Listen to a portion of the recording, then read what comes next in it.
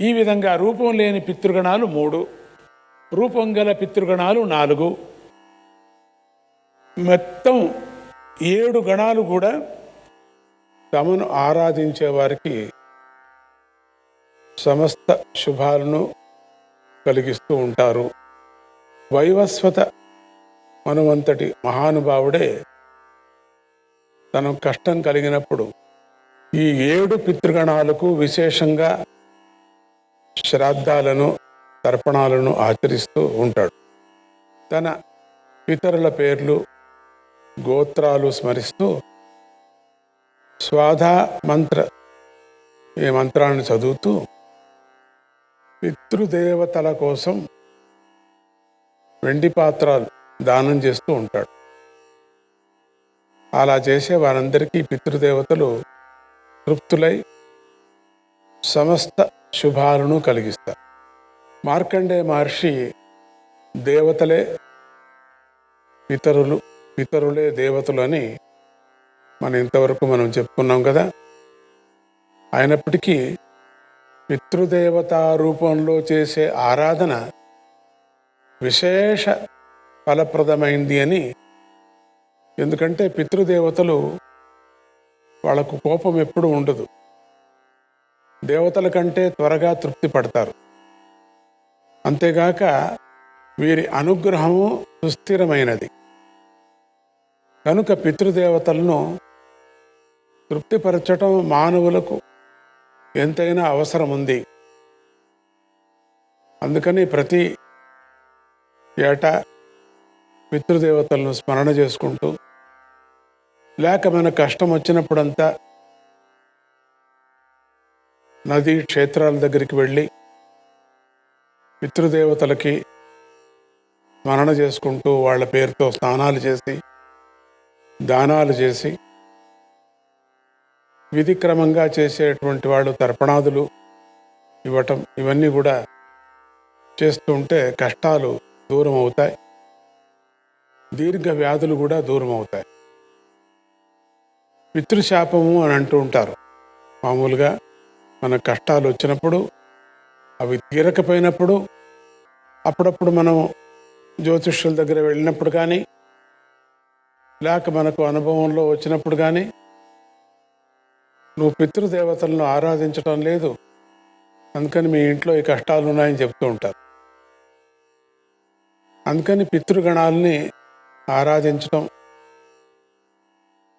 గయా, ప్రయాగ, బదరి, కాశీ ఇటువంటి మహాక్షేత్రాలకు వెళ్ళినప్పుడంతా కూడా, మహానదుల్లో స్నానం చేసేటప్పుడంతా కూడా పితృదేవతలను స్మరణ చేసుకుంటూ, మన పితృదేవతలను కూడా స్మరణ చేసుకుంటూ, మన తాత ముత్తాత గారులు వాళ్ళందరినీ స్మరణ చేసుకుంటూ వాళ్ళను పూజించటం, దానం ఇవ్వటం, తర్పణాదులు ఇవ్వటం, వాళ్ళ కర్మానుసారంగా, వాళ్ళ శ్రద్ధానుసారంగా, వాళ్ళ పద్ధతుల ప్రకారంగా ఆరాధన చేయటం చాలా ముఖ్యం. అప్పుడే వాళ్ళ కష్టాలు తొలగిపోతాయి, దీర్ఘ వ్యాధుల నుంచి కూడా దూరం అవుతారు. ఇది జరుగుతూ ఉండేది ఇప్పటికి కూడా. ఓ మార్కండేయ, మీలాంటి యోగ సిద్ధి సంపన్నులు కూడా సాధారణ దృష్టిలో చూస్తే పితృదేవతల మహిమను గ్రహించలేరు. విశేష శ్రద్ధతో, యోగ శక్తితో దర్శిస్తేనే చూడగలుగుతారు. అందువల్ల నీకు నేను విశేషమైన దివ్య దృష్టిని ప్రసాదిస్తున్నాను. దీని వలన నీవు పితృదేవత మహిమను ప్రత్యక్షంగా దర్శించగలుగుతావు. నువ్వు సహజంగానే పితృభక్తుడివి. ఇప్పుడు పితృదేవతల మహిమను విస్తారంగా తెలుసుకున్నావు కనుక మరింత శ్రద్ధతో పితృదేవత ఆరాధన చెయ్యి. ఈ విధంగా మార్కండేయుడికి విశేష దివ్య దృష్టిని ప్రసాదించినటువంటి సనత్కుమారుడు శ్రాద్ధ మహిమను వర్ణించడం కోసం భారద్వాజ పుత్రుల కథను అతి సంగ్రహంగా చెప్పి, మిగిలినటువంటి విషయాలను నీకు నేను ఇచ్చిన దివ్య దృష్టితో నువ్వే చూసుకో అని చెప్పి అంతర్ధానమవుతున్నాడు. ఈ సనత్కుమార బోధ అంతా జరగటానికి 1 రోజు 2 రోజులు కాదు, 18 సంవత్సరాలు పట్టింది. పితృదేవతల యొక్క విచారాన్ని, ఇతర బోధల్ని 18 సంవత్సరాలు ఆయన సనత్కుమార బోధించాడు మార్కండేయుడు. అంత వివరంగా జరిగినటువంటి ఆ బోధను మార్కండేయుడు భీష్ముడు బోధిస్తున్నాడు. సంగ్రహాన్ని చేశాడు అంతా కూడా. భీష్ముడు బోధిస్తున్నాడు. ఆయన తన బోధను ఇలా కొనసాగించాడు. భీష్మ, మహాత్ముడైన సనత్కుమార మహర్షి అనుగ్రహించిన దివ్యజ్ఞాన బలంతో నేను భరద్వాజ పుత్రుల యొక్క చరిత్రను 7 జన్మల వరకు విస్తారంగా పరిశీలించాను. భరద్వాజ పుత్రుల్లో 7వ వాడు తన 7వ జన్మలో బ్రహ్మదత్తుడు అనే రాజుగా జన్మించాడు. భీష్మ, ఈ బ్రహ్మదత్తుడు నీకు తెలుసు. ఇతడు కాంపిల్య పట్టణానికి రాజుగా ఉండేవాడు. ఇతడు సుఖమహర్షి యొక్క కూతురు కొడుకు. ఇతని తండ్రి పేరు అనూహుడు. మార్కండేయుడు చెప్పిన కథను భీష్ముడి ద్వారా వింటున్న ధర్మరాజు కథలో బ్రహ్మదత్తుడి విషయం వచ్చేసరికి భీష్ముడి వాక్కు ప్రవాహానికి కొంచెం అడ్డుపడి ఇలా అడిగాడు. భీష్మ పితామహ, బ్రహ్మదత్తుడు నీకు తెలిసిన వాడే అంటున్నారు కదా, అతడు రాజు అయితే సుఖమహర్షి తన కూతుర్ని ఆయనకి ఇచ్చి ఎందుకు పెళ్లి చేశాడు? ఈ బ్రహ్మదత్తుడు యోగియా, వీరుడా? ఇతని పూర్వజన్మ వివరాలేమిటి అని అడిగాడు ధర్మరాజు. భీష్ముడు ఆ ప్రశ్నకు సమాధానం ఇలా చెప్పాడు. ధర్మరాజా, నా తండ్రి శంతన మహారాజు, ఆయన తండ్రి ప్రతీమ మహారాజు, ఆయనకు సమకాలికుడు ఈ బ్రహ్మదత్తుడు. ఇతను మహారాజే. బ్రహ్మదత్తుడు నిరంతరము సర్వప్రాణులకు హితం జరగాలని ఆలోచిస్తూ ఉండేవాడు. ఇతనికి అన్ని రకాల జంతువుల భాషలు కూడా బాగా తెలుసు. ఈ బ్రహ్మదత్తుడు మిత్రుడే గాలవ మహర్షి. ఈ గాలవుడే యోగాచార్యుడై వేదానికి శిక్షాశాస్త్రాన్ని రచించి వేదానికి క్రమపాఠాన్ని సమకూర్చి దాన్ని ప్రచారం కూడా చేశాడు. ఈ బ్రహ్మదత్తుడి ప్రధానమంత్రే పుండరీకుడు. ఇతడు గత 7 జన్మలుగా బ్రహ్మదత్తుడికి మిత్రుడుగానే జన్మిస్తున్నాడు. ఇతడు కూడా యోగాచార్యుడే. పూర్వం మన వంశంలో బృహత్ క్షత్రుడు అనే రాజు ఉండేవాడు.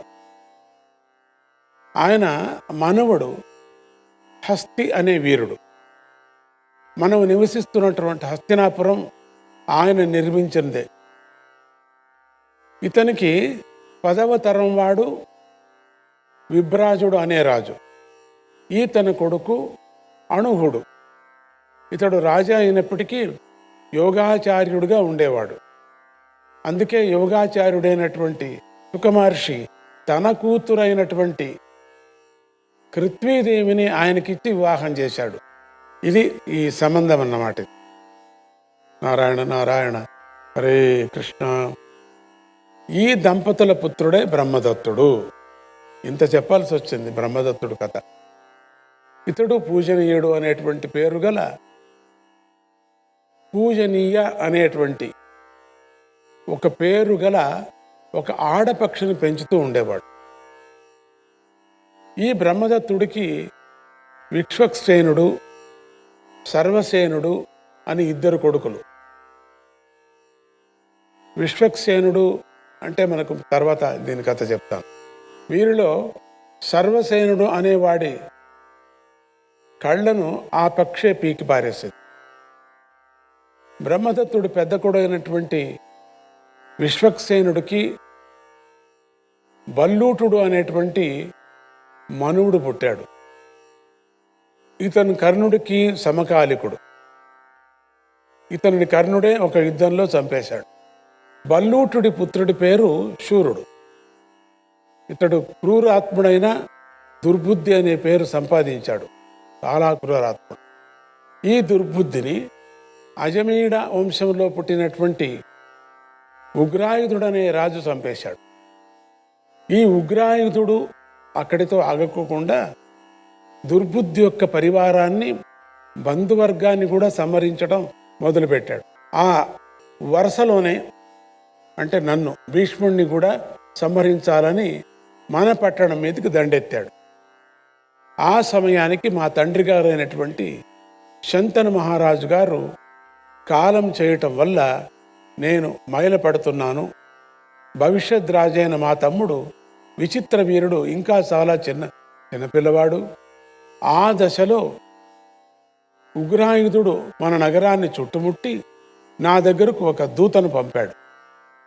ఆ దూత వచ్చి, భీష్మ, నీ సవతి తల్లిగారైన యోజనగంధి మహాసౌందర్యవతి, ఆమెను నువ్వు మా రాజుగారికి కానుక ఇచ్చేయి, లేకపోతే నువ్వు నీ రాజ్యము బ్రతకదు, ఎవరు బతకరు అని చెప్పాడు. అప్పుడు నేను మహా ఉగ్రుడై ఎదురుదాడి చేద్దామని నిర్ణయించుకున్నాను. కానీ నా మంత్రులు దానికి ఒప్పుకోలేదు. ముందుగా సామ దాన భేదోపాయాలతో శత్రువును లొంగదీయ ప్రయత్నం చేసి అది కుదరినప్పుడే యుద్ధం చేయాలని మంత్రులంతా అన్నారు. ఉపాయాలతో శత్రువును లొంగదీయాలి, కానీ ప్రారంభంలో అట్లా లొంగదీయకూడదు యుద్ధంతోనే. అంత నిదానంగా మనం చెప్పి చూస్తాం, ఉపాయంగా చూస్తాం, సమాధానంగా చూస్తాం, తర్వాత యుద్ధానికి వెళదాం. నేను లోపల కుతకుత ఉడికిపోతున్నాను, కానీ రాజైన వాడు ఎటువంటి సంకట పరిస్థితిలోనూ కూడా హితులైన మంత్రుల సలహాలను తిరస్కరించరాదు. అందువల్ల నేను వారి మాటలకు తలవగ్గాను. మీ ప్రయత్నాలు మీరు చేయండి అన్నాను. నా మంత్రులు రకరకాలుగా ప్రయత్నాలు చేశారు, కానీ ఫలితం లేదు. ఈలోగా నా మైల కూడా తీరిపోయింది. పరస్త్రీ వ్యామోహం చేత పతితుడై ఉన్నటువంటి ఉగ్రాయుధుడి మీదికి నేనే స్వయంగా దండెత్తి అనతి కాలంలోనే అతను నేను సంహరించి వేశాను. ఆ ఉగ్రాయుధుడు అప్పటికే నీవ వంశీయులను సంహరించి వాళ్ళ రాజ్యాన్ని అపహరించి ఉన్నాడు. నేను ఉగ్రాయుధుడిని సంహరించడం వల్ల ఆ రాజ్యం నాకు సంక్రమించింది. కానీ నేను ఆ రాజ్యం మీద మోహం నేను పెట్టుకోలేదు. దాని అసలు ఉత్తరాధికారులు ఎవరో విచారించి వారికే ఆ రాజ్యాన్ని కూడా అప్పచెప్పాను. ఉత్తరాధికారులు ఎవరో కాదు, ద్రుపదుడి యొక్క తండ్రి అయిన వృషతుడు అనేటువంటి రాజు.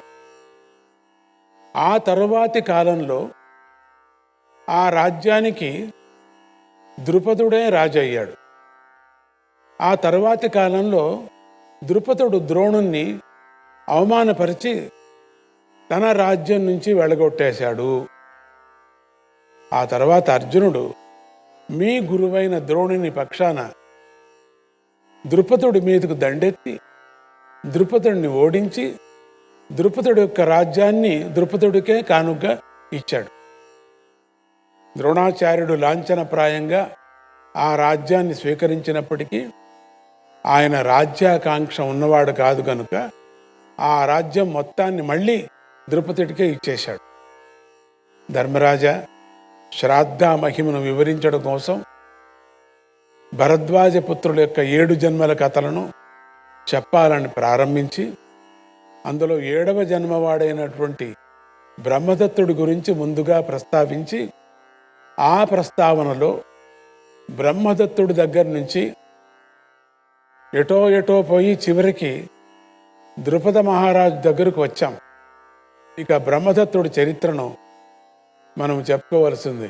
అప్పుడు ధర్మరాజు భీష్ముణ్ణి ఆపి ఇలా ప్రశ్నించాడు, పితామహ, బ్రహ్మదత్తుడి యొక్క 2వ కొడుకైన సర్వసేనుడి యొక్క కళ్ళను ఒక పక్షి పీకేసింది అని చెప్పారు కదా, అది ఎందుకు జరిగిందో కొంచెం వివరించి చెప్పండి.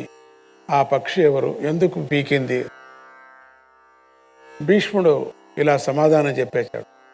ధర్మరాజా, బ్రహ్మదత్తుడు యోగాచార్యుడిని పూర్వమే చెప్పాం కదా, అతను యోగాచార్యుడని.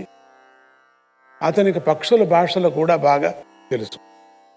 ఒకప్పుడు అతనికి ఒక వింత పక్షి దొరికింది. అది ఆడపక్షి. దాని రెక్కలు, వీపు, పొట్ట నల్లగా ఉండేది, తల మాత్రం ఎర్రగా ఉండేది. అది మానవ భాషలో మాట్లాడేది. బ్రహ్మదత్తుడు ఆ పక్షిని పెంచుకోవడం మొదలుపెట్టాడు. పెంచుకోవటం అంటే పూర్తిగా గూటిలో కట్టేయడం కాదు. అది రోజు పొద్దున్నే బయలుదేరి సుదూర దేశాలను తిరిగి చీకటి పడే సమయానికి ఇంటికి వచ్చేసేది. వచ్చిన పక్షి బ్రహ్మదత్తుడికి రకరకాల కొత్త కథలు చెప్పేది. పక్షి భాష తెలుసు కదా. క్రమంగా రాజుకి పక్షికి స్నేహం పెరిగిపోయింది బాగా. కాలక్రమంలో ఆ పక్షి ఒక గుడ్డు పెట్టింది. కానీ ఇతర పక్షుల వల్ల ఆ గుడ్డు కొంచెం దెబ్బతిన్నది. గుడ్డు పూర్తిగా పగిలిపోలేదు. కనుక ఆ గుడ్డులో నుంచి ఒక పక్షి పిల్ల పుట్టింది. కానీ ఆ పిల్ల కళ్ళు సరిగా పని చేయడం లేదు. దానికి పెద్ద పక్షి చాలా బాధపడుతూ ఉండేది. రకరకాల వైద్యులు చేస్తూ ఉండేది కూడా. దాని ఫలితంగా పిల్ల పక్షి కళ్ళు కొంచెం బాగుపడుతూ ఉన్నాయి. ఈ దశలో ఉండగా బ్రహ్మదత్తుడికి రెండో కొడుకు పుట్టాడు. అతనికి సర్వసేనుడు అనే పేరు పెట్టారు. పూజనీయ పక్షి ఆ కుర్రవాణ్ణి ఎంతో గారాభంగా చూస్తూ ఉండేది. పెద్ద పక్షి క్రమక్రమంగా పసివాడైన సర్వసేనుడికి అప్పుడప్పుడే రెక్కలు, కళ్ళు వస్తున్నటువంటి పిల్ల పక్షికి బాగా స్నేహం కుదిరింది. రాజపుత్రుడు పక్షితో బాగా ఆడుకుంటూ ఉండేవాడు. పెద్ద పక్షి తన కూతురి పుష్టి కోసం రోజు ఒక అమృత ఫలం తెచ్చి పెట్టేది. ప్రతినిత్యం ఒక అమృత ఫలాన్ని తీసుకొచ్చి పెట్టేది. సర్వసేనుడు పుట్టిన దగ్గర నుంచి పెద్ద పక్షి 2 పళ్ళు తెచ్చి, ఒక పండు తన కూతురికి, రెండవ పండు సర్వసేనుడికి కూడా పెడుతూ ఉండేది. 2 పండ్లు తీసుకొని వస్తూ ఉండేది. క్రమంగా రాజపుత్రుడు కొంచెం పెద్దవాడయ్యాడు. కొంచెం అల్లరివాడు కూడా అయ్యాడు. పక్షి పిల్లలతో బాగా ఆడుకుంటూ ఉండేవాడు. పక్షి పిల్లతో ఆ ఆటల్లో ఒక రోజున పిల్ల పక్షి గొంతు పట్టుకొని గట్టిగా నొక్కేశాడు. ఆ పిల్ల పక్షిని ఆడుతూ ఉన్నప్పుడు నొక్కేశాడు, పీక నొక్కేశాడు. అసలే బలహీనంగా ఉన్నటువంటి ఆ పిల్ల పక్షి పుటుక్కున మరణించేసింది, చచ్చిపోయింది. ఈ హఠాత్ పరిణామానికి పిల్లవాడిని పెంచుతున్న దాది చాలా కంగారు పడి ఈ వార్త రాజుగారికి చెప్పింది. నారాయణ నారాయణ నారాయణ, హరే కృష్ణ. బ్రహ్మదత్త మహారాజు కన్నీరు కారుస్తూ తన కొడుకు చేసిన పిచ్చి పనికి చాలా బాధపడ్డాడు. ఇంతలో ఏమైపోయింది, పెద్ద పక్షి రానే వచ్చింది. మరణించినటువంటి కూతుర్ని చూసి మూర్ఛపోయింది. కొంతసేపటికి తెలివి తెచ్చుకొని మూర్ఛలో నుంచి లేచి హృదయ విదారకంగా, అంటే చాలా కంగారు పడుతూ విలవిలా అని కొట్టుకుంటూ విలపించింది. నారాయణ నారాయణ, హరే కృష్ణ.